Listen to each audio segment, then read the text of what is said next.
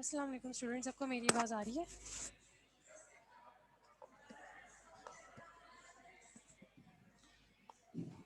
वालेकुम अस्सलाम मैम। जी आ रही है मैम। ओके जी।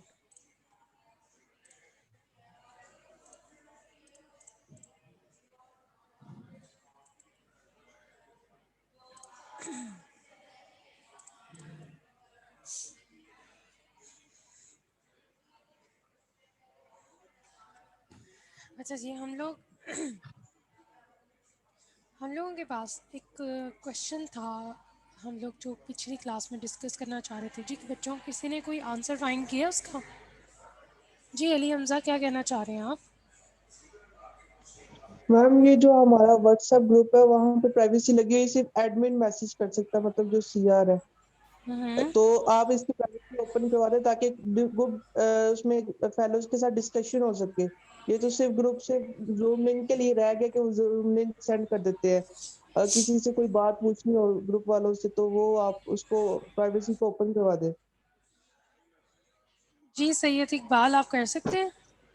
जी मैं कर सकता हूँ मैम। प्राइवेसी लगाई हुई थी ताकि ना हर साल जब भी काम किया है तो इससे इफेक्टिव समटाइम्स ये होता है कि आपका इंपॉर्टेंट मैसेज होता है तो वो मिसप्लेस हो जाता है चैट डिस्कशन के अंदर।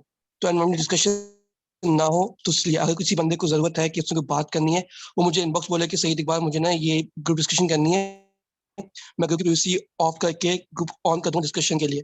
आप डिस्कशन करें, डिस्कशन पूरी हो जाएगी, मैं ऑफ कर दूंगा ताकि अनवांटेड मैसेज ना आए और जो ग्रुप का मेन मोटिव है वो डिस्टर्ब ना हो। ठीक है बेटे, ये ठीक है। हमज़ा अली था कि अली हमज़ा थे? अली जी हमज़ा। मैम ये भी ठीक है, ये चले भी ठीक ठीक है है। क्योंकि अब तक हमने जितने ग्रुप्स में पार्टिसिपेट किया वो इसी तरह होता है, उसमें चैट ओपन ही होती थी। हाँ, वैसे उनका पॉइंट ऑफ व्यू भी ठीक है कि इस तरीके से ग्रुप जो है ना वो डिस्टर्ब समटाइम्स हो सकता है। तो आप लोग उसको मैसेज कर दें सीआर को अपने, और उसके बाद वो आगे से ना आपको प्रोवाइड कर देंगे कि ओपन कर देंगे चैट को, ताकि आप लोग डिस्कशन कर सकें। मैम फिर बंदा हर टाइम ओके मैसेज करता रहे। यहाँ पे ना आप एक और काम कर सकते हैं। आप कोई ना आप टाइम सेट कर चैट लो। ओपन करवा एक टाइम सेट कर लो कि इधर से लेकर इतने टाइम तक आपकी चैट ओपन रहेगी, किसी ने कोई डिस्कशन करनी है तो कर लो। ठीक है मैम। अच्छा जी, हम लोग फाइल सिस्टम के बारे में पढ़ रहे थे कि फाइल सिस्टम क्या होता है। हर किसी का अपना अपना तरीका होता है कि वो फाइल्स को किस तरह से ऑर्गेनाइज करता है, किस तरीके से उसने अपने डॉक्यूमेंट्स को एक फाइल के अंदर रखा होता है, या वो किस तरीके से उसको सॉर्ट करता है। सॉर्टिंग डिफरेंट वेज में हो सकती है। ज़्यादातर लोग उसको अल्फ़ाबेटिकली सॉर्ट करते हैं। एक डॉक्यूमेंट बनाते हैं, उसके अंदर फाइल्स को अल्फ़ाबेटिकली सॉर्ट कर देते हैं। या समटाइम्स आपकी जितना लाइब्रेरी में भी पड़ी होती है फाइल्स वगैरह होती है, वो आपकी अल्फ़ाबेटिकली स्टोर हुई होती हैं। बुक्स के अलावा अगर आपका थीसिस भी देखो, वो इसी तरीके से अरेंज पड़ा होता है। और वो उनकी मर्जी होती है। समटाइम्स किसी किसी यूनिवर्सिटी के अंदर जो होता है कि आपकी 2019 या डेट वाइज या ईयर वाइज आपकी थीसिस अरेंज रखे होते हैं। तो अब ये डिपेंड करता है कि एक बंदा किस तरीके से अपनी फाइल्स को सॉर्ट करता है। अच्छा, अब फाइल सिस्टम जो है हमारी प्रोग्रामिंग के लिए भी बहुत ज़रूरी है, क्योंकि अगर हमारे पास इंफॉर्मेशन ही नहीं होगी तो हम ना तो प्रोग्राम डेवलप कर सकेंगे, ना उसे कोई आउटपुट प्रोड्यूस करवा सकेंगे। और इसके अलावा अगर आपकी जो आजकल जो डेटा प्रोड्यूस हो रहा है वो बहुत लार्ज अमाउंट में इंफॉर्मेशन आ रही है हमारे पास, और वो हम कभी भी इतनी लार्ज अमाउंट कंप्यूटर की मेमोरी में तो स्टोर कर नहीं सकते। तो इस चीज़ के लिए भी फाइल सिस्टम की बहुत हमें ज़रूरत पड़ सकती है। अब आपका जो डेटा आता है उसको हम क्या करते हैं, साथ साथ फाइल के अंदर स्टोर करी जाते हैं। उसके ऊपर सिर्फ एक प्रोसेसर नहीं काम कर रहा होता, उसके ऊपर मल्टीपल प्रोसेसर्स होते हैं जो काम कर रहे होते हैं और डेटा को एक्सेस कर रहे होते हैं। कोई मॉडल्स के लिए उसको एक्सेस कर रहा होता है, कोई उसको वैसे ही कोई डिफरेंट उसने कोई मॉडल बनाया है उसके उसके लिए उसको एक्सेस करेगा, कोई उसकी सिक्योरिटी के लिए उसको एक्सेस करेगा, and so on and so fourth. तो एट अ टाइम आपका जो डेटा होता है वो एक्सेस कर रहे होते हैं multiple processors at a time. तो अगर वो फाइल के अंदर स्टोर नहीं होगा तो प्रोसेसर्स के लिए उसको एक्सेस करना बहुत मुश्किल हो जाएगा। इसलिए एक स्पेसिफिक जगह पर आपके डेटा को रख दिया जाता है ताकि जिसको जो डेटा चाहिए वहाँ से गेट कर सके और उसके ऊपर प्रोसेस कर सके। तो इस तरह का जो सिस्टम होता है उसको हम फाइल सिस्टम कह रहे होते हैं बेसिकली। अब आपके पास जो फाइल्स होती हैं, बहुत सारी फाइल्स हैं जो कि आपके ऑपरेटिंग सिस्टम में मैनेज कर रहा था, जैसे कि विंडोज़ और लिनक्स, वो खुद ब खुद उनके अपने फाइल सिस्टम होते हैं, वो ऑटोमेटिकली आपकी फाइल्स को मैनेज कर रहा था। तो how the operating system manages files is called file system. तो अब आपके पास एक तो फाइल्स आ गई, उसके अंदर सारा डेटा आ गया, और किस तरीके से आपका ऑपरेटिंग सिस्टम उस चीज़ों को मैनेज करता है, किस तरह डेटा को वो फाइल सिस्टम के अंदर रखता है और उसको किस तरह से एक्सेस देता है कि वो बाकी जो प्रोसेसर्स हैं वो उसको एक्सेस कर सके। तो इस पूरे के पूरे प्रोसेस को हम कहते हैं फाइल सिस्टम। और ये जो किस तरीके से आपकी इंफॉर्मेशन होती है हार्ड डिस्क के ऊपर स्टोर हुई होती है, और कितनी एफिशिएंट है और कितनी स्पीड में हम एक्सेस कर सकते हैं, और बिग डेटा के केस में हम इसको कितनी स्पीड में एक्सेस कर सकते हैं। ऑब्वियसली वो तो एक छोटी डिस्क ड्राइव के ऊपर स्टोर करना इम्पॉसिबल है, तो उसके लिए तो एक डिफरेंट सिनेरियो होता है कि आपके डेटा सेंटर्स को कंबाइन करके एक पूरा क्लस्टर तैयार किया जाता है। तो वो सिस्टम आ जाता है बीच में, लेकिन लगे तो उसमें प्रोसेसर्स होते हैं और आपके पास स्टोरेज डिवाइसेस होती हैं जिसको मिला के सर्वर्स लगे थे, जिसको मिलाकर हम कहते हैं कि ये क्लाउड है। डेटा स्टोरेज उधर भी हो रही होती है, उधर भी एक पूरे का पूरा फाइल सिस्टम चल रहा होता है, लेकिन वो फाइल सिस्टम क्लस्टर्स के अंदर होता है, इसलिए हम उसको कहते हैं डिस्ट्रीब्यूटेड सिस्टम। अब ज़्यादातर जो कंप्यूटर यूजर्स होते हैं, हर कोई कंप्यूटर यूजर है, वो या तो लैपटॉप्स उनके पास होते हैं या तो उनके पास डेस्कटॉप कंप्यूटर्स होते हैं। आजकल तो सबके पास मोस्टली लैपटॉप्स ही होते हैं, और इसके अंदर एक सिंगल हार्ड ड्राइव होती है जिसके अंदर आप सारे के सारे अपना डेटा रखते हो। ठीक है, इस तरह के सिनेरियो के अंदर देखा जाए तो यूज़र के ना पास बहुत कम कैपेसिटी होती है कि वो उसकी हार्ड ड्राइव के अंदर डेटा आ सके, क्योंकि हार्ड ड्राइव एक छोटी होती है, 1 टेराबाइट हमारे लिए तो एक यूज़र के लिए तो बहुत है, लेकिन अगर आपके मल्टीपल यूजर्स हैं तो उसके लिए एक हार्ड ड्राइव कुछ भी नहीं है। तो अगर आपके पास, जैसे कि अगर मैं एग्जांपल लेते हैं कि हमारे पास फ़ोन है, टैबलेट है, उसके अंदर स्टोरेज कैपेसिटीज है गीगाबाइट्स के अंदर है, टेराबाइट्स के अंदर है, लेकिन अगर आपके पास डेटा ज़्यादा हो जाए तो आप क्या करोगे? तो आपके पास आपको समटाइम्स ये भी इशू कभी कभी फेस भी किया होगा कि अगर आपके पास स्पेस कम हो गया, आप गए हो जाके हार्ड ड्राइव जो है वो इंक्रीज करवा के आ गए हो। एक तो ये तरीका है, लेकिन हर दफ़ा ये तरीका काम नहीं आएगा। ठीक है, तो अब इसको इस तरह की चीज़ों से बचने के लिए हमारे पास क्लाउड वगैरह ये चीज़ें अवेलेबल है जो कि हमें बहुत फ़ायदा दे रही है। तो उसके बाद अब आप अगर इमेजिन करो कि आपके पास 2 कंप्यूटर्स हैं, ठीक है, तो बजाय कि आपके पास एक डेटा ज़्यादा हो गया, अब आपके पास 2 कंप्यूटर्स हैं, तो आप क्या करते हो कि एक कुछ डेटा अपने एक कंप्यूटर के अंदर रख देते हो और कुछ डेटा अपने दूसरे कंप्यूटर के अंदर रख देते हो, यानी आप डेटा को डिवाइड कर देते हो और उसको ऑर्गेनाइज करते हो और उसके बाद उसको डिफरेंट डिफरेंट पीसेस के ऊपर स्टोर करा देते हो। जैसे कि एक आपने लैपटॉप खरीदा हुआ है और उसको आप कहते हो कि मैंने ये मेरा काम वाला जॉब वाला सारे का सारा डेटा इसके अंदर मौजूद होगा। एक आपके पास पर्सनल लैपटॉप होगा जिसके अंदर आपका सारा पर्सनल डेटा, यानी आपकी पिक्चर्स और बाकी सारे स्टफ पर्सनल वाला, वो उस लैपटॉप के अंदर होगा। तो इस तरीके से अगर आप देखो तो आप अपने डेटा को मल्टीपल कंप्यूटर्स के ऊपर डिस्ट्रीब्यूट कर रहे हैं। ठीक है, लेकिन इसके अंदर रेप्लिकेशन नहीं हो रही, जस्ट डिस्ट्रीब्यूट कर रहे हैं, रिपीट नहीं हो रहा। ये हो सकता है इसके अंदर कि अगर एक नोट खराब हो जाए तो दूसरा जो है आपके पास वो नोट के अंदर जितना डेटा आपको फॉर एग्जाम्पल वर्ड वाला था वो सारा ज़ाया हो जाएगा। ठीक है, लेकिन अभी हम फिलहाल डिस्ट्रीब्यूटेड फाइल सिस्टम की एग्जांपल ले रहे हैं, बीच में शेड वगैरह कोई चीज़ नहीं देख रहे। तो ये आप इस एग्जांपल ले सकते हो, 2 पीसेस के ऊपर आप अपने डेटा को डिवाइड कर दो अगर आपके पास डेटा ज़्यादा हो जाता है। ठीक है, तो आपको आपके लिए ये चीज़ भी आसान हो जाएगी कि एक पीसी के अंदर आपके पास सिर्फ वर्क का डेटा है, दूसरे पीसी के अंदर आपके पास सारा पर्सनल डेटा है। तो ये आपके पास काफ़ी मैनेजेबल भी होगी ये चीज़ें। तो अब इमेजिन करो कि आपके पास थाउजेंड्स ऑफ कंप्यूटर्स हैं जो कि आपके डेटा को स्टोर करें in big volume and variety, मतलब कि एक डेटा आपके पास मुख्तलिफ किस्म का है, वीडियोज़ हैं, पिक्चर्स हैं, टेक्स्ट डेटा है, मैनी मैनी मोर थिंग्स, और वो सारे का सारा डेटा आपके कहाँ स्टोर हो रहा है? आपके पास थाउजेंड ऑफ कंप्यूटर्स हैं जिसके अंदर ये डेटा स्टोर हो रहा है। ठीक है, थाउजेंड कंप्यूटर्स मतलब क्लस्टर ही है। तो अच्छा नहीं होगा कि आपके पास एक सिस्टम हो जाए जो कि आपको इस डेटा इसके अंदर से चीज़ें प्रोवाइड करता है जो आपने इतने ज़्यादा थाउजेंड ऑफ कंप्यूटर्स रखे हैं जिसके अंदर आप डेटा स्टोर कर सको। तो अच्छा नहीं है कि आपके पास एक सिस्टम हो जो कि इस सारे डेटा की एक्सेस को हैंडल कर सके और आपका सारा का सारा काम आपके लिए वो खुद कर सके। एक सिस्टम, पूरा एक सिस्टम जो होगा उसको सारे सिस्टम तक की एक्सेस होगी, सारे सिस्टम के डेटा तक की एक्सेस होगी। तो ये इस तरह की जो चीज़ होती है ये डिस्ट्रीब्यूटेड फाइल सिस्टम के अंदर होती है, यानी एक सिस्टम होता है, बाकी सारी चीज़ें आपकी रैक्स पे लगी होती हैं और आपका जितना भी डेटा होता है वो सारे का सारा सिस्टम के ऊपर डिस्ट्रीब्यूट हो रहा होता है और ये सारे सिस्टम्स आपस में लोकल एरिया नेटवर्क के थ्रू कनेक्टेड होते हैं, समटाइम्स इंटरनेट के थ्रू कनेक्टेड होते हैं। तो इस तरह का फाइल सिस्टम जो हम कहते हैं उसको हम कहते हैं डिस्ट्रीब्यूटेड फाइल सिस्टम, जिसके अंदर आपका सारा डेटा मुख्तलिफ कंप्यूटर्स के ऊपर डिस्ट्रीब्यूट हुआ होता है।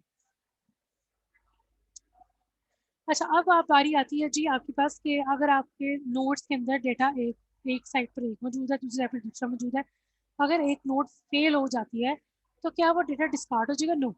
आपके पास जैसे ही डेटा आ रहा होता है, आपने सिस्टम को इस तरह से इंटेलिजेंट किया होता है कि वो जब डेटा आ रहा होता है तो वो सिर्फ एक ही नोड तक यानी एक ही सिस्टम तक नहीं उसको रखता, वो उस डेटा को मल्टीपल नोड्स के ऊपर रेप्लिकेट कर देता है डिस्ट्रीब्यूटेड फाइल सिस्टम के ऊपर। ठीक है, उसके बाद अगर आपने कोई टास्क करवाना है तो टास्क के लिए आप सिर्फ एक नोड को नहीं यूज़ करते, आपके पास मल्टीपल नोड्स होती हैं जिनके पास उसकी डेटा का रेप्लिकेशन मौजूद होती है। तो आपके पास जिस तरह तुमने बॉब वाली एग्जांपल की थी, आपके पास पैरेलल फैशन के अंदर सारी चीज़ें काम करना शुरू हो जाती हैं। एक टास्क को सब टास्क में डिवाइड कर दिया जाता है और पैरेलल फैशन में काम शुरू हो जाता है। इस तरीके से आपकी कंप्यूटेशन जो होती है वो आसान हो जाती है और एक सिस्टम बैठा होता है जो कि इन सारे जो पैरेलल फैशन से आपके पास कैलकुलेट डेटा आ रहा होता है उसको कंबाइन करके आगे पहुंचा देता है। अच्छा, डिस्ट्रीब्यूटेड फाइल सिस्टम ही ऐसा बना होता है बेसिकली कि वो आपके सारे डेटा को रैक्स के ऊपर रेप्लिकेट कर रहा होता है। समटाइम्स आपका डेटा ना जियोग्राफिकल रीजन्स में भी होता है, जैसे कि पाकिस्तान में डेटा मौजूद है वही आपका डेटा जो होगा ऑस्ट्रेलिया में होगा, वही आपका डेटा रेप्लिकेट होकर इंग्लैंड में भी होगा पड़ा हुआ। यानी आप देखो डिफरेंट डिफरेंट कंप्यूटर्स में आपका डेटा रेप्लिकेट हुआ है और जियोग्राफिकल रीजन्स के ऊपर रेप्लिकेट हुआ हुआ। इसकी वजह से आपको ना फॉल्ट टॉलरेंस आपका टॉलरेंट हो जाता है कंप्यूटर जो होता है कि एक नोट ज़ाया हो जाती है तो दूसरी उसके काम में रुकावट ना वो वाली नोट डाले जो ज़ाया हो गई, बल्कि उसका रेप्लिकेटेड डेटा दूसरी नोट प्रोवाइड कर दे। समटाइम्स ऐसे होता है कि बहुत से रीडर जो होते हैं ना आपके कंप्यूटर में, बहुत से रीडर्स जो होते हैं वो उस डेटा को प्रोसेस करना चाहते हैं, एक्सेस करना चाहते हैं। तो चूंकि आपके पास अब रेप्लिकेशन हुई होती है तो हर जो रीडर है वो अपनी अपनी नोट से डेटा जो उसकी क्लोजेस्ट नोड होगी ना उससे वो डेटा को एक्सेस कर सकेगा। तो देखेगा पहले कि क्या इस नोड पे कंजेशन तो नहीं हो रही, तो वो चेक करेगा नहीं अगर इस नोड पे कंजेशन नहीं है तो एक्सेस दे दो दूसरे रीडर को भी। लेकिन अगर कंजेशन हो रही है तो वो देखेगा कौन सी नोड है जिसके ऊपर सेम डेटा पड़ा हुआ और वो फ्री है, तो वो क्या करेगा दूसरे यूजर को या रीडर को उस दूसरी नोड पर भेज देगा। इस तरीके से आपके ना सिस्टम की परफॉर्मेंस बहुत अच्छी होनी शुरू हो जाती है।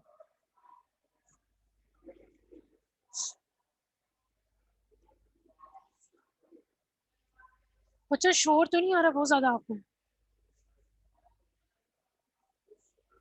No ma'am. No ma'am. क्योंकि यहाँ पे अब ऑनलाइन हो गया सिस्टम तो बाकी सारे टीचर्स भी इधर ही बैठे हैं, इसकी वजह से मैं पूछ रही हूँ।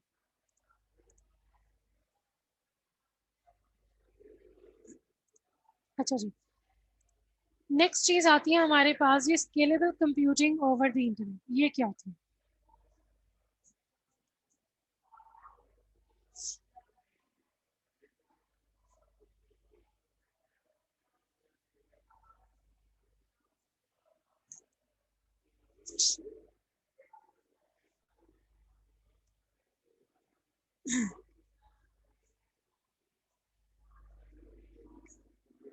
अच्छा जी,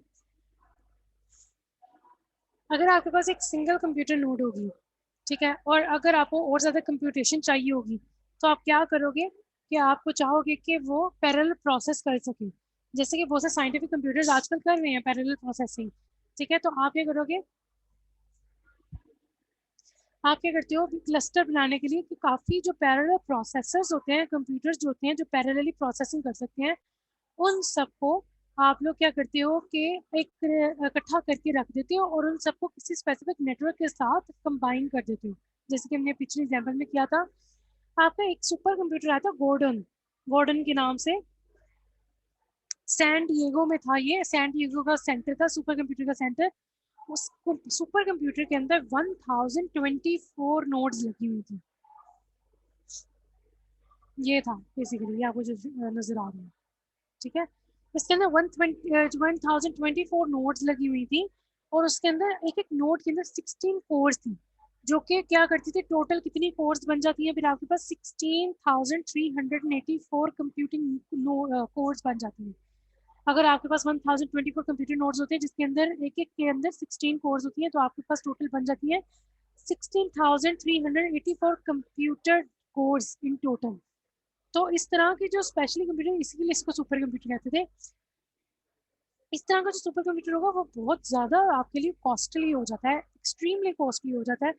इसी तरह का एक और कंप्यूटर था आपके पास, जिसका नाम था आपके पास जी, इसी इसी इसी तरह का ही था, जिसको हम कहते थे कमोडिटी क्लस्टर कहते थे बेसिकली। जिसको हम कमोडिटी क्लस्टर कहते थे। कमोडिटी क्लस्टर की आपने टर्म शायद कभी सुनी होगी, कि आपने बिग डेटा में कन्वर्सेशन अगर आपने किसी के साथ क्लाउड वगैरह की हो रही है तो आपने कभी सुनी होगी। कमोडिटी क्लस्टर जो होते हैं ना, ये बेसिकली थोड़े अफोर्डेबल होते हैं एज कम्पेयर टू, जब आपका सुपर कंप्यूटर दिखाया है, पैरेलल कंप्यूटर्स का बना हुआ था सुपर कंप्यूटर, उसकी निस्बत ही ना थोड़े सस्ते होते हैं। पर इसके अंदर average number of computing nodes लगी होती है। ये नहीं होता जैसे सुपर कंप्यूटर के अंदर इतनी ज़्यादा नोड्स थी, इस तरह नहीं होता। इसके अंदर एक एवरेज अमाउंट ऑफ नोड्स लगी होती हैं, और ये ऑब्वियसली जो अगर इसके अंदर उसकी उस हिसाब से सुपर कंप्यूटर के हिसाब से नोड्स कम है, तो इसके अंदर ऑब्वियसली इसकी पावर भी दूसरे पैरेलल कंप्यूटर्स की निस्बत कम होगी, क्योंकि इसके अंदर ज़्यादा स्पेशलाइज्ड नोड्स नहीं लगी होती हैं। ठीक है, और ये मोस्टली होते हैं सर्विस ओरिएंटेड होते हैं। ये जो आपके पास कमोडिटी क्लस्टर होते हैं सर्विस ओरिएंटेड होते हैं। ठीक है, अगर आपकी कोई सर्विस आ रही है, सर्विस जैसे कि कोई रिक्वेस्ट कर रहा है किसी चीज़ के लिए, तो आपके करते हैं सारे के सारा काम आपका कमोडिटी क्लस्टर के ऊपर ही हो रहा होता है। ये भी डिस्ट्रीब्यूटेड ही होते हैं, इसके अंदर भी डिस्ट्रीब्यूटेड फाइल सिस्टम होता है। इस तरीके से आपके पास क्या होता है, सबसे ज़्यादा आपको फायदा होता है कि अगर आप कमोडिटी क्लस्टर ले लेते हो तो ये as compare to supercomputer ये सस्ता पड़ता है। ठीक है, और काम भी आपका नॉर्मली तरीके से हो जाता है, फास्ट वे में हो जाता है। ऑब्वियसली उतना फास्ट वे में नहीं होगा जितना आपका सुपर कंप्यूटर में होता है, बट इट्स क्वाइट फास्ट, तो आपका काम भी उससे हो जाता है। ये भी रैक्स के अंदर ही, इसके अंदर कंप्यूटर्स लगे होते हैं, कंप्यूटिंग नोड्स लगी होती हैं। हर एक एक रैक, जिस तरह आपको नजर आ रहा है यहाँ पे ग्रे कलर का बड़ा सारा रैक होता है। ठीक है, और इसके अंदर नोड्स आपकी जो होती हैं, कंप्यूटर्स होते हैं वो लगी होती हैं।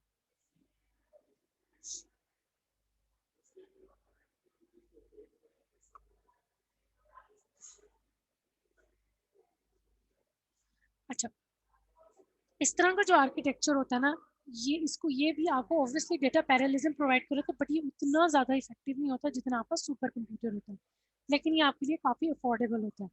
अच्छा, अब आपके पास आपको यहाँ पे नज़र आ रही है, यहाँ पे जो नेटवर्क आपको नज़र आ रहा है, ये सारे के सारे आपकी रैक्स होती हैं, कनेक्टेड होती हैं विद सम नेटवर्क, या लैन हो गया, या इंटरनेट हो गया, या वट एवर द नेटवर्क, या what ever the median is. और रैक के ऊपर आपके सारे के सारे नोड्स पड़ी होती हैं, आपके सारे के सारे कंप्यूटर्स पड़े होते हैं। इसके अंदर भी डेटा पैरेललिज्म हो रही होती है। डेटा पैरेललिज्म से आपको क्या होता है कि बहुत सारी जॉब्स आप कर सकते हो इकट्ठी परफॉर्म, बहुत सारे टास्क आप इकट्ठे परफॉर्म कर सकते हो। और इस तरह की, अगर आपने इस तरह की जो आपको नजर आ रही है, इस तरह का जो आर्किटेक्चर नजर आ रहा है, ठहरे बच्चों,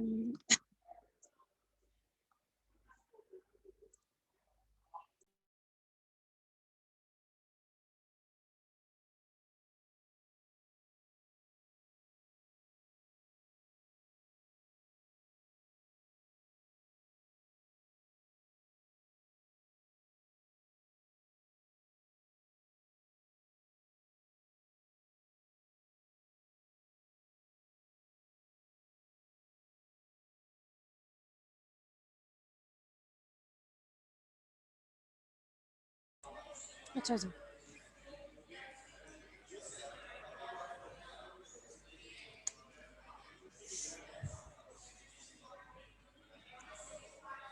अच्छा, अब यहाँ पर क्या होता है आपके पास, यहाँ पे भी आपको डेटा पैरेललिज्म मिल रही होती है, किधर गए स्लाइड में, यहाँ पे भी आपको डेटा पैरेललिज्म मिल रही होती है, लेकिन ये ऐसी डेटा पैरेललिज्म होती है जिसमें अंदर काफ़ी जॉब्स तो चल रही होती हैं, लेकिन ये अपना काम एक दूसरे के साथ शेयर नहीं करती। ठीक है, और हर कोई डिफरेंट डेटा सेट के ऊपर काम कर रहा होता है, या part of the data set के ऊपर काम कर रहा होता है, लेकिन ये एक दूसरे के साथ शेयर नहीं करती कुछ भी। इस तरह के पैरेललिज्म को कहते हैं हम लोग जॉब लेवल पैरेललिज्म।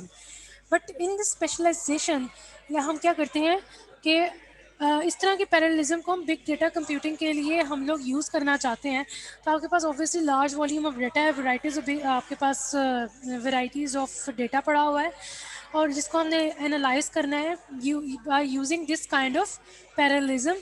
जिसके अंदर हमें अचीव हो कि स्केलेबिलिटी भी हो, परफॉर्मेंस भी हो और अच्छी और कॉस्ट रिडक्शन भी होगी। ठीक है, ऑब्वियसली ये कमोडिटी क्लस्टर्स ये हमें चीज़ें प्रोवाइड कर रहे हैं।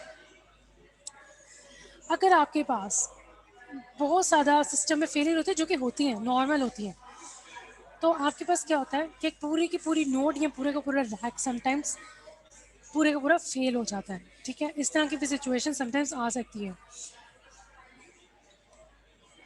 तो आपके पास क्या होता है कि इस तरीके से जो कनेक्टिविटी होती है ना, इनकी आपस में कनेक्टिविटी होती है वो ब्रेक हो सकती है।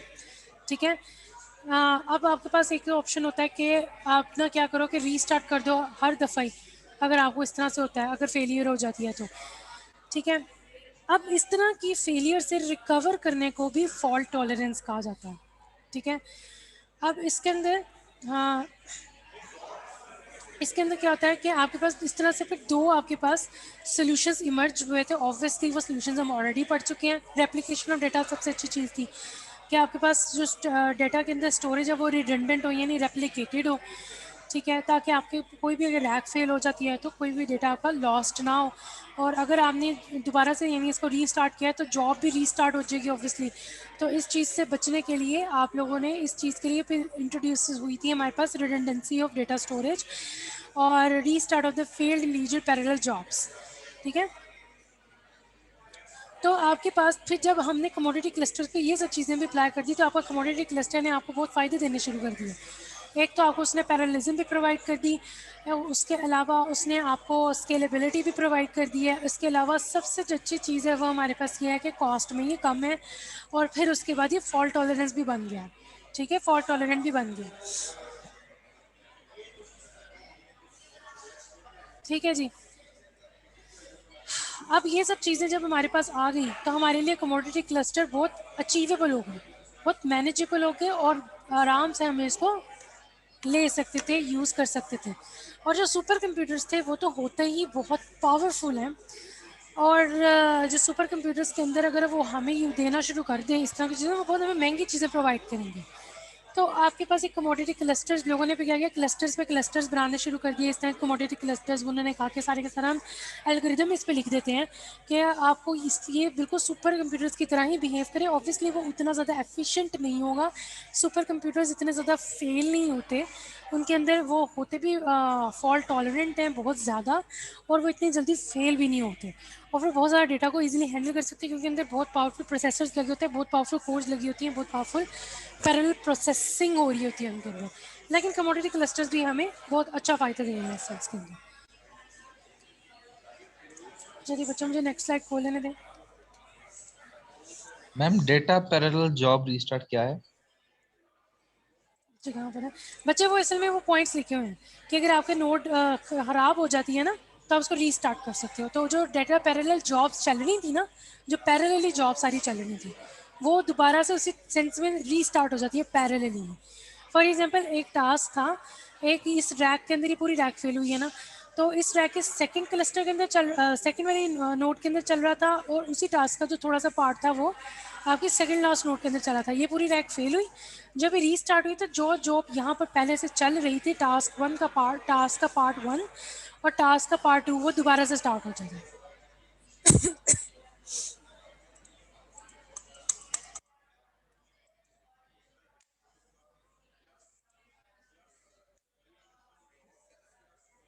अच्छा जी, अब आपके पास programming models for big data क्या हैं जी?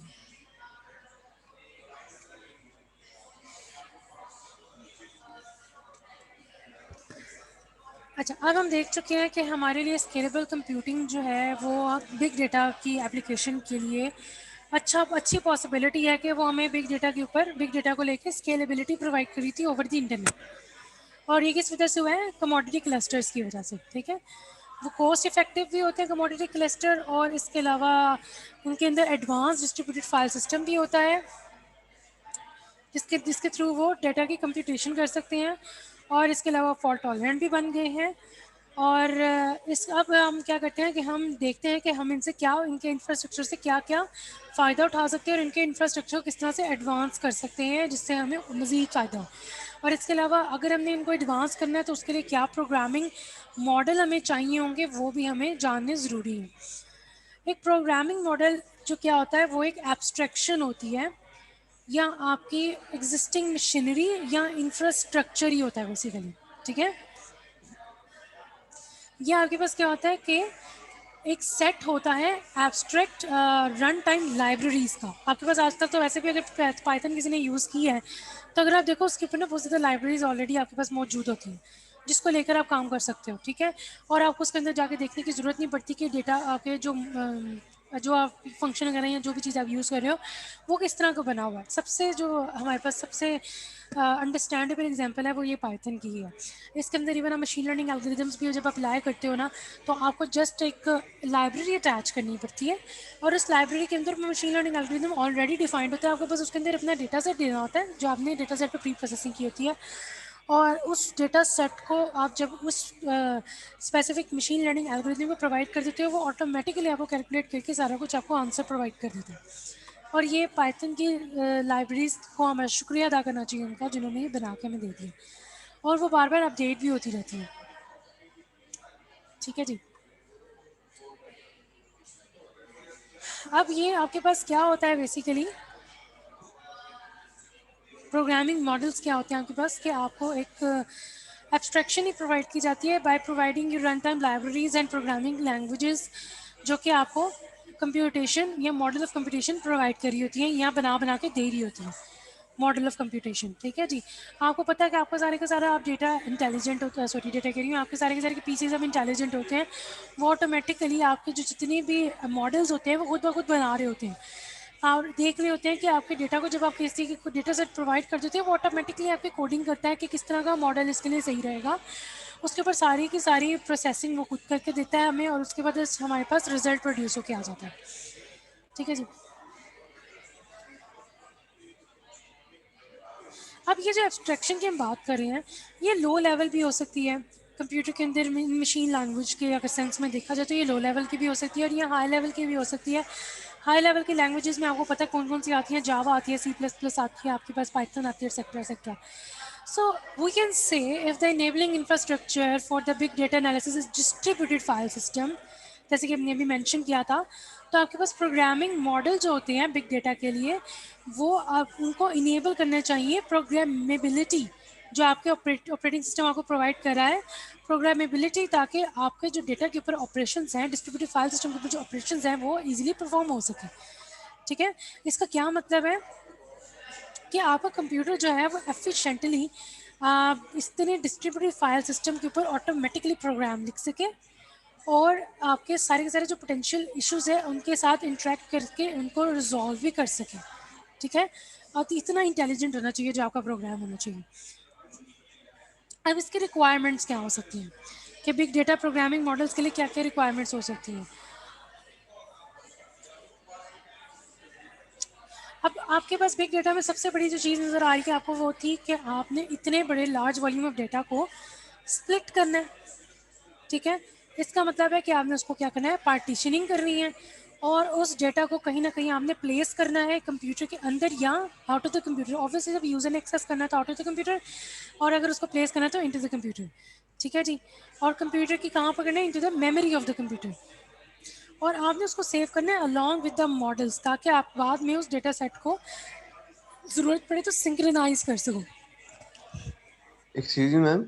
जी मैम पार्टीशनिंग ऑफ डेटा के बाद क्या करना है? आप बहुत तेजी से जा रहे हैं, थोड़े से स्लो हो जाए। हाँ ओके ओके सॉरी सॉरी। आपने डेटा आपके पास लार्ज वॉल्यूम में वेराइटी में है, आपने क्या करते हो सबसे पहले डेटा को डिवाइड करते हो। जो आपने डेटा को रखना है स्टोर करना है कंप्यूटर के अंदर या उस पर प्रोसेसिंग करनी है या आपने जो भी काम करना है उसके ऊपर आपने डेटा को लेना है उसको स्प्लिट करना है या पार्टीशन करना है, एक ही चीज़ है, ठीक है। और पार्टीशन करने के बाद आप उसके छोटे छोटे से चंक्स बनाकर डिफरेंट डिफरेंट पीसेस की मेमोरी के ऊपर उसको रख देते हो, ठीक है। अब आप क्या करते हो कि अगर यूज़र ने एक्सेस करना है डेटा या किसी भी मॉडल ने आपके किसी भी मॉडल ने डेटा को एक्सेस करना है तो वो क्या करता है कि उनमें से जोन सा चंक उसको चाहिए होता है या वो तो ओवरऑल एक्सेस करता है या आपके पीसेस इतने इंटेलिजेंट होते हैं कि वो ऑटोमेटिकली उसको कंबाइन करके उसको डेटा को एक्सेस के लिए भेज देते हैं, ठीक है जी। अब क्या होता है कि आपका डेटा कभी कोई कहीं पे पड़ा हुआ है पोर्शन उसका कहीं पे पड़ा हुआ है उसका पोर्शन जब आप उसको एक्सेस करते हो तो आपको उसके लिए एक अच्छा ऑपरेशन देना चाहिए, इस यहाँ प्रोग्रामिंग मॉडल प्रोवाइड करना चाहिए जो कि आपके पीसी जब रिक्वेस्ट करता है कोई, तो वो आपके कंप्यूटर से बाहर डेटा ले जा सके, और अगर इसने किसी ने उसके ऊपर प्रोसेसिंग कर ली है और वो कहता है मुझे इसको स्टोर करना है, तो वो वापस ला के उसको स्टोर कर सके। यानी कि आपका जो एल्गोरिदम है, यानी आपका जो प्रोग्रामिंग मॉडल है, वो इतना इफ़ेक्टिव होना चाहिए कि in and out of the computer memory वो आपके सारे डेटा सेट को हैंडल कर सके ईजिली। और उसके साथ नॉर्मली लोग ये भी होता है कि आपका मॉडल भी स्टोर हो जाता है कि कौन से मॉडल के थ्रू ये वाला डेटा सेट जो था वो प्रोसेस हुआ था। ठीक है, इस तरीके से आप ना डेटा को बहुत फास्ट वे में एक्सेस कर सकते हो। एक तो ये भी होता है कि आपका जो ये डेटा होता है ना, फास्ट डिस्ट्रीब्यूशन इसलिए होती है, सॉरी फास्ट डेटा इसलिए होता है क्योंकि आपकी डिस्ट्रीब्यूशन हुई होती है ओवर द नोड्स, और एक रैक के अंदर आपके पास या विद इन या बाकी सारे रैक्स के साथ मिल मिलाकर आपकी जो सारी की सारी अंदर डेटा की डिस्ट्रीब्यूशन हुई होती है। तो मैम इस तरीके मॉडल से जो है वो कोड होता है? हाँ जी हाँ जी, ये मॉडल्स होते हैं, ये यहाँ पे कोड होते हैं। आप ज़ाहिर बात है आपके प्रोसेसर्स को आप कोई कोड दोगे तो वो डेटा को लेकर उसके ऊपर प्रोसेसिंग कर सकेंगे ना, उस कोड के थ्रू कि आपने करना क्या। सबसे बड़ी एग्जांपल आपके पास ये है कि आपके पास एक अगर आपको आइडिया हो कि मशीन लर्निंग एल्गोरिथम में रैंडम फॉरेस्ट का, तो अभी मशीन लर्निंग एल्गोरिथम्स पढ़ेंगे, डिटेल के साथ पढ़ेंगे। अगर आपके पास रैंडम फॉरेस्ट, चलें वो भी छोटे, जेनेटिक एल्गोरिदम है, ठीक है, जेनेटिक एल्गोरिदम का कोड वैसे पाइथन के अंदर नहीं है अवेलेबल, वो आपको खुद देखना पड़ता है। अगर हम एज्यूम करते हैं कि आपके लाइब्रेरी के अंदर जेनेटिक कोड का कोड अवेलेबल है, आप क्या करते हो कि एक उसका just genetic code, genetic programming है या जेनेटिक, आपके पास उसका कोड लेते हो और उसके साथ आपका डेटा सेट जो है वो डिफरेंट लोकेशन पर पड़ा है। ठीक है जी, हाँ क्या करते हो आप उस स्पेसिफिक मशीन लर्निंग एल्गोरिदम को अपना डेटा सेट प्रोवाइड कर देते हो। डेटा सेट ना मशीन लर्निंग एल्गोरिदम्स के लिए आपका स्ट्रक्चर्ड वे में होना बहुत ज़रूरी है, यानी टेबुलर फॉर्म में होना ज़रूरी है।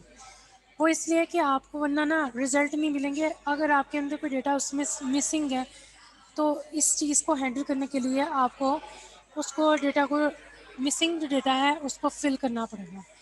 जो आपके पास जिसके अंदर वेरिएशन बहुत आ रही है डेटा को, उसको या तो मूव करना पड़ेगा या तो उसको डिलीट करना पड़ेगा। आप आगे पढ़ोगे क्योंकि वो आउटलायर्स का काम कर रहे होते हैं नॉर्मली, वो भी इसलिए हम लोगों को अब ये डेटा की जो प्रोसेसिंग है ये हमें खुद करनी पड़ती है।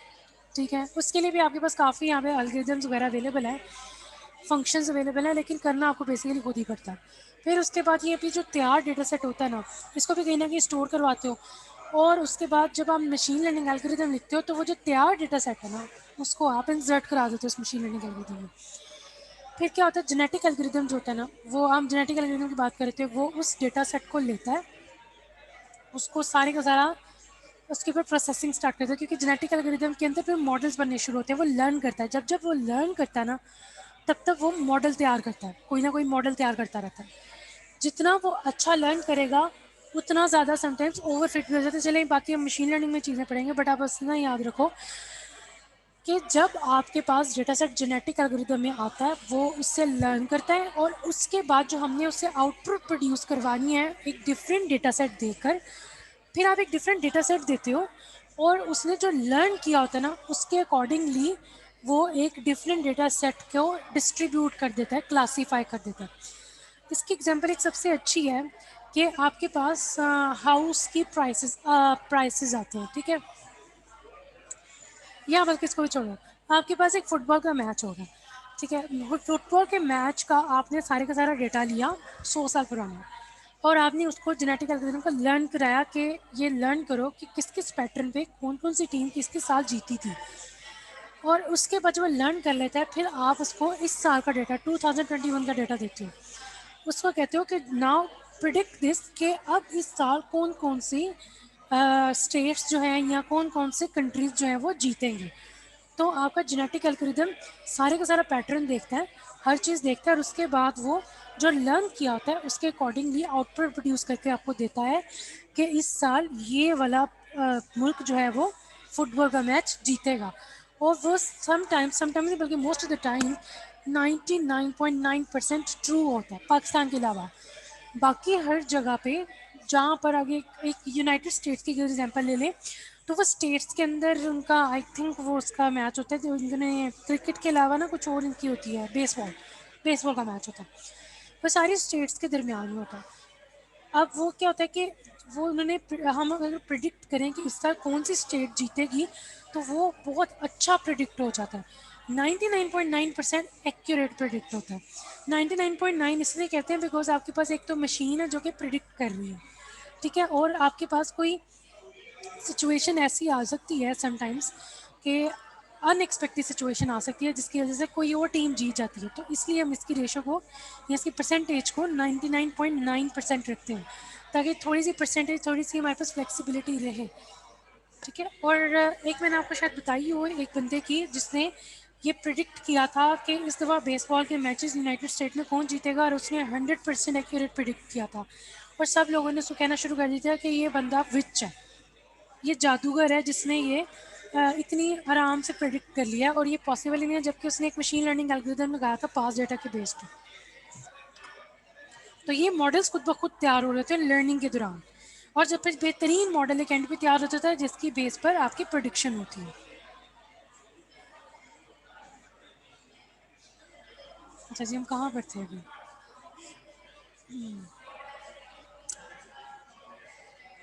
मैम स्लाइड्स एक ही जगह पर रुकी हुई हैं। हाँ जी, स्लाइड्स एक ही जगह पे रुकी हुई हैं, वो मुझे पता है, फिर ये हमने कर लिया था बस। हाँ, स्प्लिट वॉल्यूम डेटा पे थे, ठीक है ठीक है।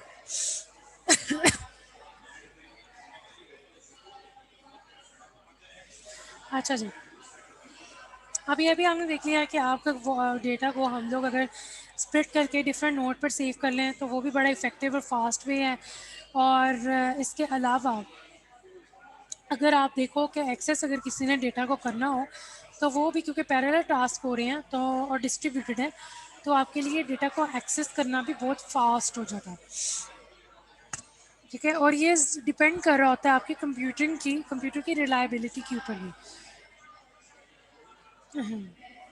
यानी कि अगर आपका ऑब्वियसली कंप्यूटर तो कभी ना कभी तो फेल हो गई, तो इसका मतलब ये है कि आपकी रेप्लिकेशन ऑफ डेटा पड़ी हो ऑन थ्रू डिफरेंट नोड्स, ठीक है। अच्छा, उसके बाद हमारे पास क्या आता है जी, आपके पास टास्क को डिवाइड कर दिया जाता है, डिस्ट्रीब्यूट कंप्यूटेशंस टू नोड्स, आपके टास्क को डिवाइड कर दिया जाता है और डिफरेंट नोड्स के ऊपर, हर नोड कंप्यूटेशन कर रही होती है डिफरेंट चीज़ों के ऊपर, एक टास्क के डिफरेंट पार्ट्स के ऊपर कंप्यूटेशन कर रही होती है, जैसे कि हमने सबसे बड़ी एग्जांपल ली थी बॉट वाली, ठीक है।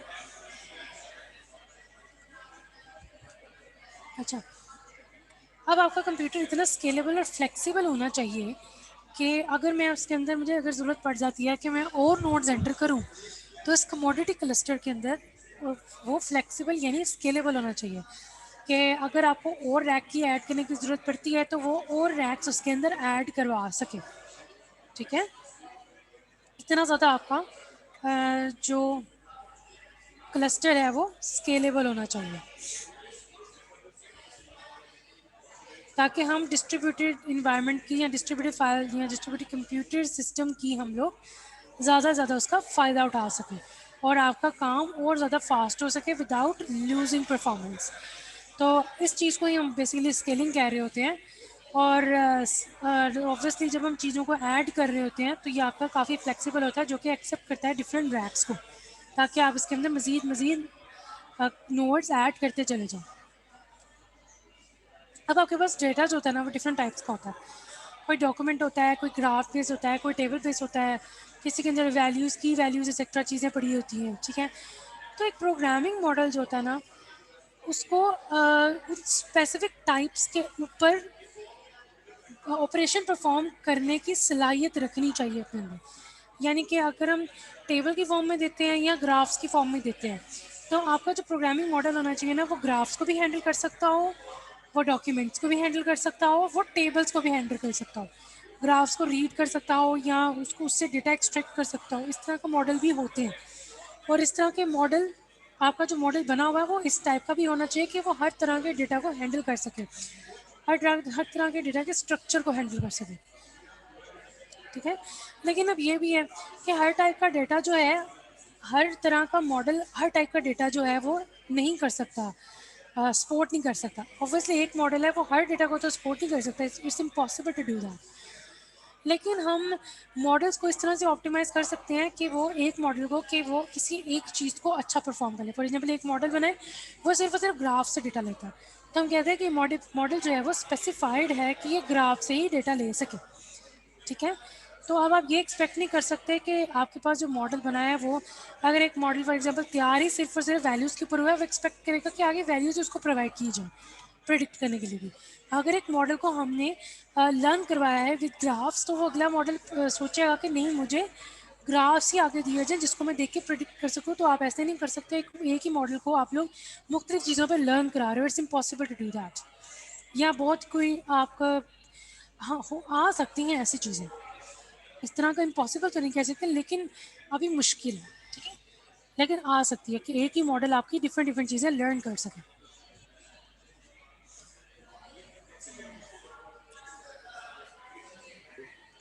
एक इमेजिन करिए जी, आपके पास एक पीसफुल सैटरडे आफ्टरनून है, न्यूरल आपको एक नेटवर्क यूज हो सकते हैं इसके लिए।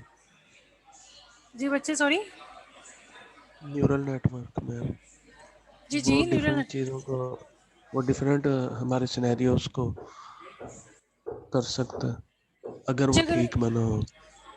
बच्चे अगर हम उसको एक ही चीज़ से लर्न करवाना चाहें, लर्निंग प्रोसेस की बात कर रही हूँ मैं, तो आप एक ही तरह का डेटा उसको देते हो या आप डिफरेंट किस्म का डेटा उसको देते रहते हो और फिर उसके बाद प्रोडिक्शन लेते हो उससे?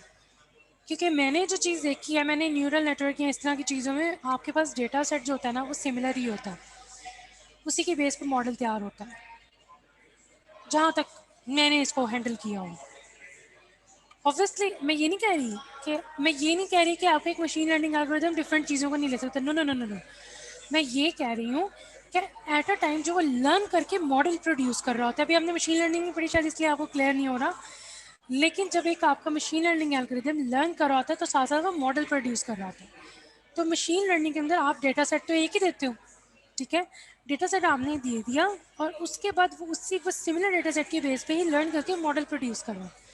अगर आपने उसको डेटा सेट ग्राफ का दिया है तो वो ग्राफिकल बेस पे सारी की सारी आपको मॉडल बना देगा। अगर आपने उसको डेटा सेट जो है नंबर्स का दिया तो नंबर्स की बेस पे करेगा। ये चीज़ मैं कह रही हूँ, मैं ये नहीं कह रही कि आपका एक मॉडल सिर्फ और सिर्फ ग्राफ्स सॉरी एक मशीन लर्निंग एल्गोरिथम सिर्फ ग्राफ्स रीड कर सकता है और दूसरा मशीन लर्निंग एल्गोरिथम सिर्फ वैल्यूज रीड कर सकता है, मैं ये नहीं कह रही।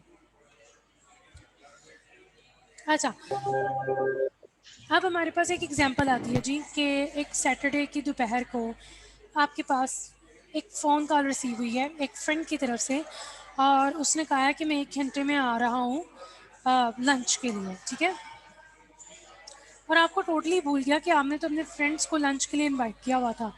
सो अब आप देख रहे हो कि आप फौरी तौर पर फ़ोन बंद करके ना किचन की तरफ गए। किचन में जाके आपने कहा चलो ना मैं पास्ता बना लेता हूँ जल्दी से, तो क्योंकि मुझे तो उसको तो याद ही नहीं है, मुझे तो याद ही नहीं था कि मैंने फ्रेंड को इनवाइट किया हुआ था। अब आपने क्या किया, आपने पैरेललाइजेशन का एडवांटेज लेने की कोशिश करनी है। पैरेललाइजेशन के एडवांटेज कैसे लेंगे हम लोग, क्योंकि 1 घंटे के अंदर अगर आपने टमाटो सॉस पास्ता है वो तैयार करना है तो वो इम्पॉसिबल है। पॉसिबल तो है लेकिन हम एज्यूम करते हैं इम्पॉसिबल है, ठीक है।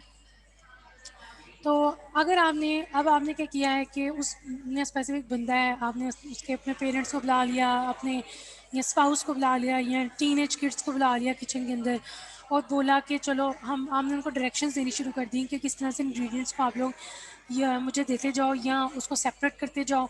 और साथ साथ आपने क्या किया, आपने अनियंस टमाटो और पेपर्स को भी इकट्ठे मिक्स कर लिया, बजाय कि आप उनको पहले आराम आराम से एक एक करके उनको हीट करने के बजाय आपने इकट्ठा ही सारा कुछ उनको कर लिया, मिक्स कर लिया। अच्छा ये भी चले खैर हो गया। उसके बाद आपने क्या कहा कि मैंने वेजिटेबल्स लेनी है, मुझे वेजिटेबल्स चाहिए, ठीक है। वेजिटेबल्स के लिए आपने क्या किया, अपने स्पाउस को या अपने टीनेज किड्स को या फ्रेंड्स को या जो भी आपके घर में मौजूद थे उनको आपने वेजिटेबल्स को काटने के लिए डिफरेंट टाइप्स ऑफ वेजिटेबल्स को काटने के लिए दे दी कि चॉपिंग करो। तो बेसिकली जो आपका कंप्यूटर सिस्टम होता है ना वो भी इसी तरह का ही होता है कि कंप्यूटर को भी पावर चाहिए होती है टू चॉप द वेजिटेबल्स। तो अब आप ये काम डिवाइड करके डिफरेंट डिफरेंट लोगों से करवा रहे हो। तो अब आपके पास क्या होता है कि जो जो आपका हेल्पर है उसने कोई सब्जी काटी है, उसने एक बाउल में डाली, उस बाउल के ऊपर स्टिकर लगा दिया था कि इसके अंदर ये वाली वेजिटेबल पड़ी है, ठीक है। इस तरीके से बाकी सब ने भी काम कर लिया और उसके बाद आपका काम हो गया आसान। आपने क्या किया, सिंपल मसाले वगैरह बाउल के अंदर से टोमेटोज़ और बाकी सारी चीज़ें निकाल के उसके अंदर वेट्स भी मेंशन कर दिए आपके जो साथ में पैरालाइजेशन के अंदर काम कर रहे थे लोग, उन्होंने साथ ये भी मेंशन कर दिया कि इस बाउल के अंदर कितने टमाटर हैं, कितने किलो टमाटर हैं ये कटे हुए हैं, या इसके अंदर कितनी वेजिटेबल है, इसके अंदर कितनी गाजर कटी हुई है, एक्सेट्रा एक्सेट्रा। आपने फिर क्या किया, वेट के हिसाब से उन सबको आहिस्ता आहिस्ता अपने पास्ता के अंदर मिक्स करना शुरू किया और उसके बाद आपके पास एक टोटल अच्छा खासा पास्ता तैयार हो गया, ठीक है। अब आपके लिए इस तरह से देखो कि किस तरीके से आपने पास्ता को कुक करना शुरू किया था, आपने डिफरेंट टास्क को डिवाइड किया था और किस तरीके से आपने जल्दी जल्दी काम किया था। तो आपका ये जो आपके पास एग्जांपल थी, ये थी ह्यूमन प्रोसेसर्स की, कि आपके पास मल्टीपल ह्यूमंस थे, उन्होंने आपका काम टास्क जो था वो ले लिया और उसको पैरेललाइजेशन मोड के अंदर डिवाइड करके काम करना शुरू कर दिया, जिससे आपका काम आसान होता गया।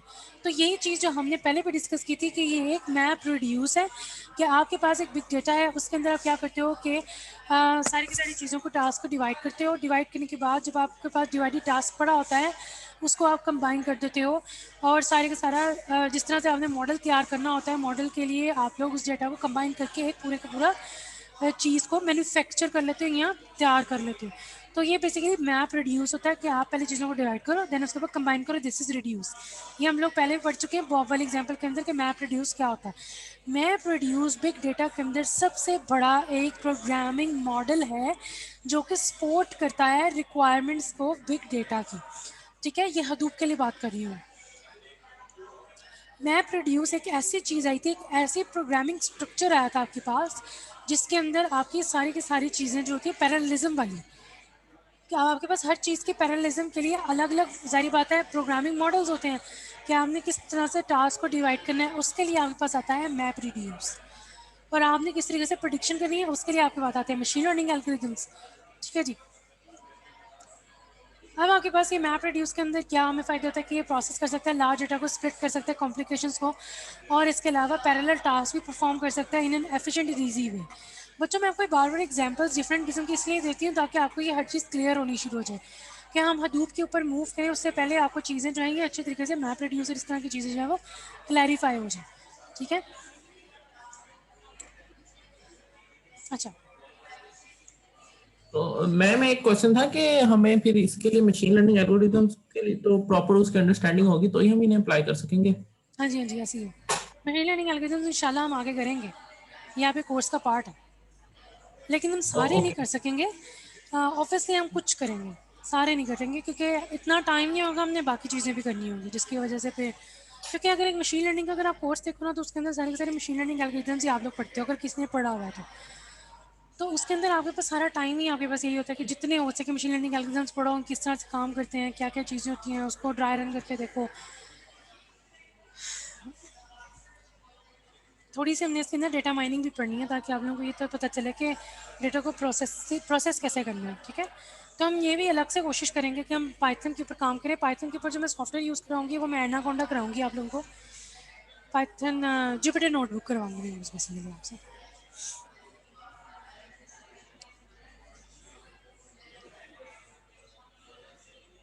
अच्छा जी, मैम हमारे मशीन लर्निंग के टीचर भी यही करवा रहे हैं जुपिटर नोटबुक ही। पाइथन एनाकोंडा के साथ। और आई डोंट नो वो क्या चीज है, इसलिए मैं बस रिक्वेस्ट करना चाह रहा था कि आप बस थोड़ा स्लो स्लो कीजिएगा ताकि जो भी हम करें तो वो केओस ना क्रिएट हो जाए उसका। नहीं नहीं नहीं होगा आपके लिए, बल्कि ये अच्छा साबित हो जाएगा। जो आप मशीन लर्निंग के अंदर पढ़े हो ना चीज़ें, वो आप लोग इसमें भी पढ़ लोगे तो आपकी मशीन लर्निंग की ग्रिप भी बड़ी अच्छी हो जाएगी और आपके उसकी वजह से आपकी बिग डेटा पे भी ग्रिप अच्छी हो जाएगी।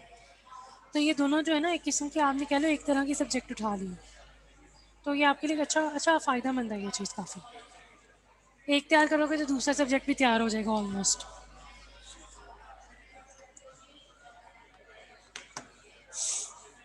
अच्छा जी बच्चों, नेक्स्ट स्लाइड खोलें ज़रा। हदूप का थोड़ा सा बस देख लेते हैं, हदूप क्या होता है।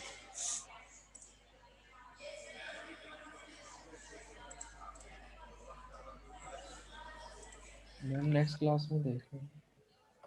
जो थोड़ा सा, बस थोड़ा सा।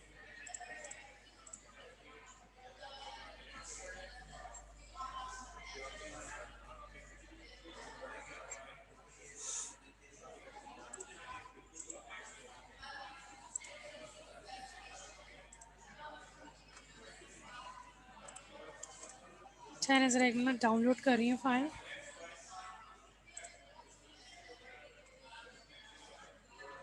Okay fine.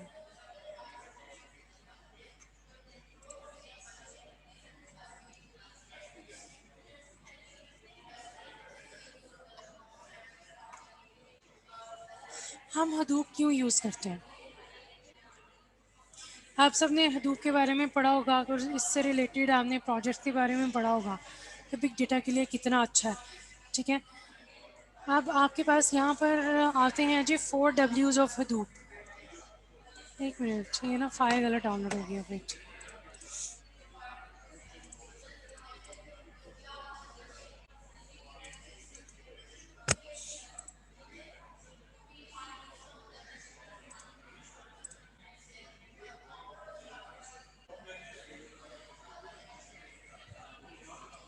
Ma'am, big data is a part of data science, right? जी बच्चे sorry, Big data is a part of data science, right? बच्चे हर चीज़ एक दूसरे के साथ इंटर रिलेटेड है, मैं निकले एक दूसरे से हैं सारी चीज़ें। अब मैं अगर ये कहूँ ये इंटरनेट ऑफ एवरीथिंग से सब चीज़ें निकली हैं, फिर Okay. ऐसे ही है बिल्कुल। डेटा साइंस में भी ऑलमोस्ट हम यही चीज़ें पढ़ रहे होते हैं थोड़ी बहुत, लेकिन उसके अंदर थोड़ी हमारी स्टैट्स वगैरह इस तरह की चीज़ें भी आ जाती हैं। मैम क्या आ जाती है? स्टैट्स, स्टैटिस्टिक्स, वो Stats. आपकी बहुत बीच में वो पोर्शन आपको स्पेसिफिकली पढ़ाया जाता है उसके अंदर। Okay. मैम इसे डेटा साइंस का रोड मैप क्या होगा अगर देखा जाए तो? बच्चे जो मैंने देखा हुआ है वो यही है कि आपको ना सबसे पहली चीज़ है स्टैटिस्टिक्स आपकी स्ट्रॉन्ग होनी चाहिए, आपकी डेटा माइनिंग स्ट्रॉन्ग होनी चाहिए, आपकी इंटरनेट ऑफ थिंग्स के बारे में इंफॉर्मेशन स्ट्रॉन्ग होनी चाहिए। और इसके अलावा बिग डेटा तो आप लोगों ने लाजमी उसके अंदर पढ़ना ही पढ़ना है। मशीन लर्निंग बहुत इंपॉर्टेंट है हर चीज़ के लिए। तो इस एल्गोरिदम, सबसे पहले तो एल्गोरिदम एनालिसिस, इस तरह के कोर सब्जेक्ट जो सीएस में पढ़ते हो वो तो आपने पढ़ने ही पढ़ने हैं। उसके अलावा की बाकी है सब्जेक्ट जो मैं आपको बता रही हूँ वो ये है। तो ये जो सारी की सारी चीज़ें हैं ना, ये एक दूसरे से ही एक्सट्रैक्टेड है। Okay. अब आपके पास जैसे एक डिफरेंट इश्यूज आ जाते हैं बिग डेटा का, जैसे देख लो। और डेटा साइंस से थोड़ा सा इसलिए डिफरेंट हो गया क्योंकि आपने यहाँ पे बात ही डेटा जो वॉल्यूम में प्रोड्यूस हो रहा है उसके ऊपर करनी है। उसको कैसे हैंडल करना है, फिर उसके हैंडल करने के ऊपर उसका एक हदूप का ये इस तरह की चीज़ें आ जाती है, क्लस्टर्स आ जाते हैं, क्लस्टर्स की बात होती है।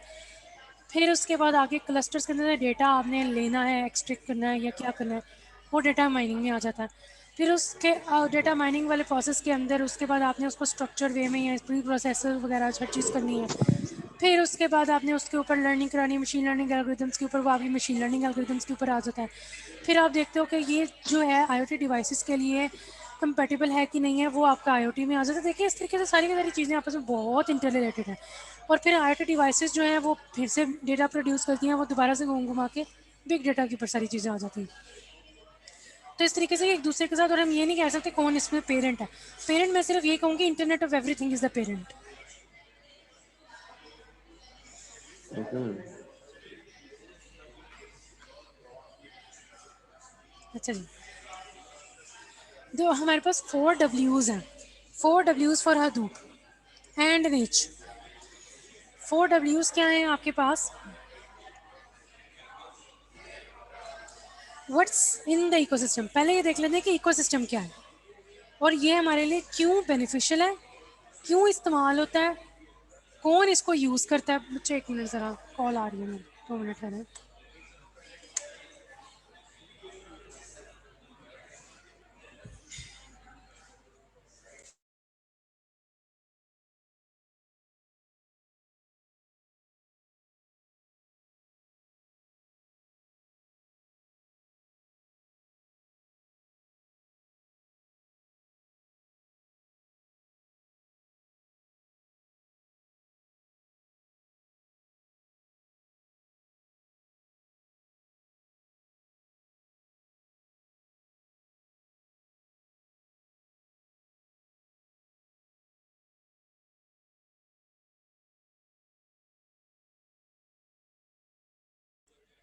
हाँ जी बच्चा, सॉरी। अच्छा जी, अब आपने देखना है कि क्यों हमारे लिए ये चीज़ें ज़रूरी हैं, कौन यूज़ करता है और किस तरीके से टूल्स काम करते हैं। जो आपके पास हडूप का इकोसिस्टम फ्रेमवर्क्स है और एप्लीकेशंस है ना, उसके आपके पास काफ़ी गोल्स हैं, हमारे पास उसके लिए काफ़ी गोल्स वगैरह होते हैं। फर्स्ट सब जो सिस्टम जो है ना इकोसिस्टम के अंदर या हडूप के अंदर, वो हमारे पास ये है कि वो स्केलेबिलिटी प्रोवाइड करता है कि लार्ज वॉल्यूम ऑफ डेटा को स्टोर कर सके। क्योंकि सिस्टम के अंदर जैसे जैसे आपके पास जो चीज़ डेटा इंक्रीज़ कर रहा है, आपके सिस्टम के अंदर जगह कम होती जा रही है, ठीक है। तो हम क्या करते हैं, सिस्टम्स को बहुत ज़्यादा इंक्रीज़ करके क्लस्टर बना देते हैं ताकि आपके क्रैशेस के चांसेस भी कम हो जाए, क्योंकि एक ही सिस्टम पे सारा बोझ नहीं होगा और आपके हार्डवेयर फेलियर्स भी कम हो जाएंगे। सेकंड गोल जो हमने इकोसिस्टम में अचीव करना है वो ये है कि आपके पास हडूप के अंदर काफ़ी फ्रेमवर्क्स होते हैं, उनको यूज़ करना है और उनको बड़ी ग्रेसफुली यूज़ करना है, ताकि इस तरह की अगर कोई प्रॉब्लम एग्जिस्ट कर जाती है या आ जाती है तो हमने उसको कैसे हैंडल करना है। एक्सक्यूज ठीक मी है, मैम। बस मैंने आपको थोड़ा सा इंट्रो ही देना, बाकी सारी डिटेल हम लोग ना नेक्स्ट क्लास में पढ़ेंगे। जी जी बच्चे। मैम आप अक्सर क्लस्टर्स का वर्ड इस्तेमाल करें, व्हाट डज इट मीन? बच्चे आपके पास डिफरेंट नोड्स होती हैं। आप ये सिंपल सी बात कर लो, डेटा सेंटर्स जो होते हैं ना, उसकी जी कलेक्शन हो जी। जाती है ना, उसको हम कह देते हैं क्लस्टर्स। ओके। ठीक है। ठीक है। हडूप जो है ना वो भी क्लस्टर्स की बेस पे, अब अगर आपके पास नोड्स है, होता कुछ भी नहीं है, होते कंप्यूटर्स ही हैं। कंप्यूटर्स होते हैं आपके पास, प्रोसेसर्स और कोर्स, इस तरह की चीज़ें, हार्ड वगैरह, हार्ड डिस्क वगैरह ऐसे कर सकते हैं। ये चीज़ें होती हैं, इन सब को कंबाइन करके आप इकट्ठे रख दो और आपस में एक दूसरे के साथ में इनको कनेक्ट कर दो, ये आपका क्लस्टर बन जाता है। ओके। और इसको ना हैंडल करने के लिए एक स्पेसिफिक कंप्यूटर पे रख दिया जाता है, क्योंकि हर किसी के साथ तो आप ऑब्वियसली आप लोग स्क्रीन वगैरह अटैच ना करोगे। प्रोसेसर्स रख देते हो आप उनके अंदर, मेमोरी रख देते हो साथ उसके, और आपके पास बाकी जो जो चीज़ें चाहिए होती हैं थोड़ी बहुत, वो सारी चीज़ें प्रोवाइड कर देते हो। और उसके बाद एक एक मेन नोड बना देते हो जिसके थ्रू आप बाकी सारे क्लस्टर्स को हैंडल कर सकते हो, बाकी सारी नोड्स को हैंडल कर सकते हो। ये आपका क्लस्टर बन जाता है। डेटा सेंटर्स भी ऐसे ही होते हैं ना। Okay ma'am. चलें बच्चे, 5 मिनट रह गए, हम अटेंडेंस लगा लेते हैं। अब आगे मुझे लगता है हमें आगे क्लास में, अगली क्लास में पढ़ना पड़ेगा। चलें जी।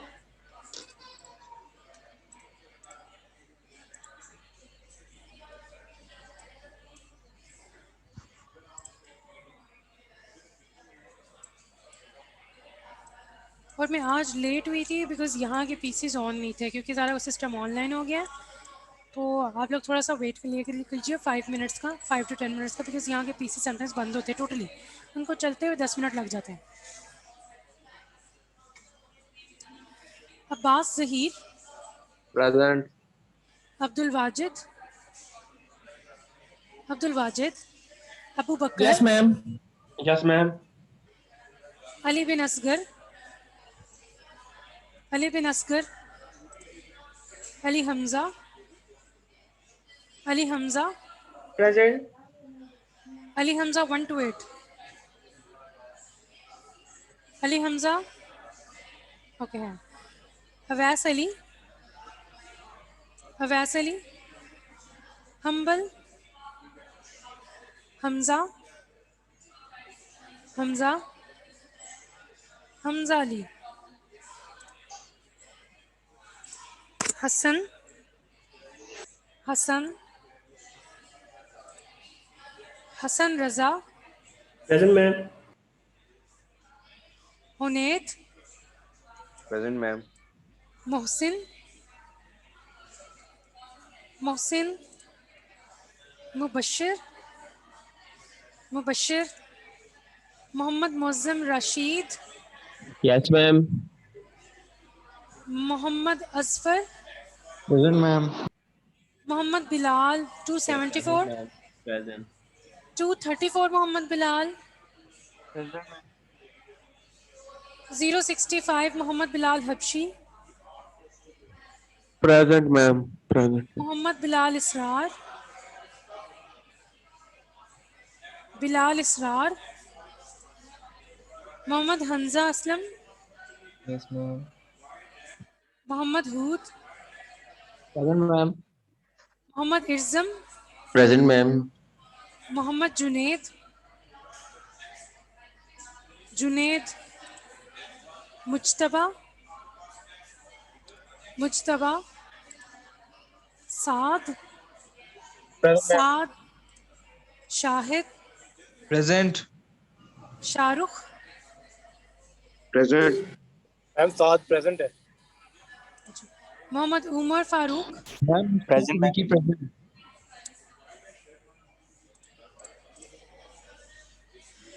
Mohammad Tauseef, yes ma'am.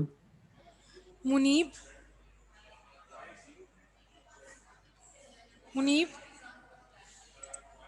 Usama, present ma'am. Rana Mohammad Junaid Shahid,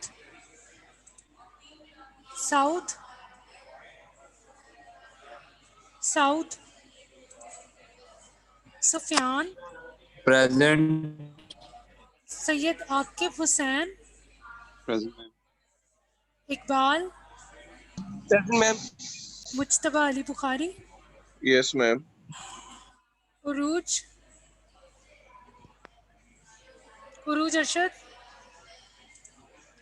Waleed Razzaq, present ma'am. Waqar Kashif, yes ma'am. Wasam Gohar, yes present ma'am. Zain, present. Zuhaib. Yes ma'am. Okay जी, एब्सेंटी सुन लें। उरूज अरशद, साउद, राना मोहम्मद जुनैद शाहिद, मुनीब अहमद, मोहम्मद जुनैद शाहिद, मोहम्मद बिलाल इसरार, मुबशिर जलाल, मोहसिन रज़ा, हसन बट, हमजा अली, अवैस अली, अली बिन असगर।